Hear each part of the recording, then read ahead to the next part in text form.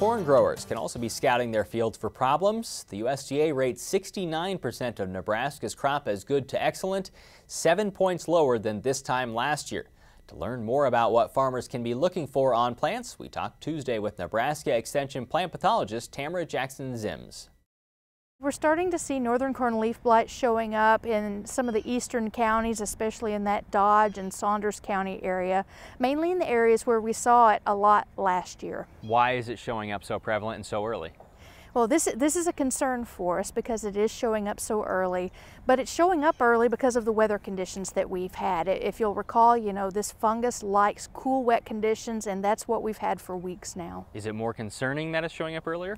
It definitely is, and so when we have it showing up this early, it gives it more time to develop, and so the potential for severe disease is there in some of the susceptible hybrids. If you don't know what to look for, what should you be looking at when you go out to the field to scout?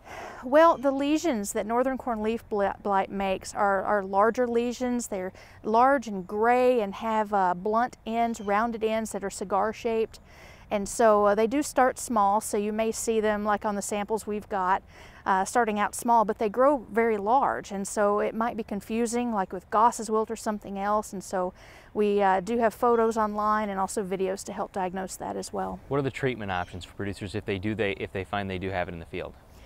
Well, if you've got northern corn leaf blight, I would definitely check on the ratings that your seed company provides for those hybrids. And I would especially watch the ones that are susceptible. Very susceptible hybrids might need a foliar fungicide even now, but I would be careful and be careful around those V10 to V14 time periods when the corn is vulnerable, because we try to avoid using adjuvants during that time period. But it's something you'll have to monitor throughout the season, and as long as the conditions are favorable, this could become severe in susceptible hybrids and in high-risk situations where we've got a lot of residue, maybe some no-till. If you've had it before, does that lead you to say maybe you should treat it this time? It definitely increases your risk, and so in those areas I would definitely watch closer. All right, anthracnose leaf blight is one other thing you've written about on the Crop Watch website. Tell me about that. Well, anthracnose, also caused by another fungus that's in the residue. And this one's very common. We see a little bit about every year, and it's not uncommon to see it early in the season like we are. But normally it doesn't cause a big problem for us. It doesn't usually require treating, and so usually the corn grows out of it. And you may see it late season as a stalk rot or a top dieback. Any other bacterial diseases that are showing up?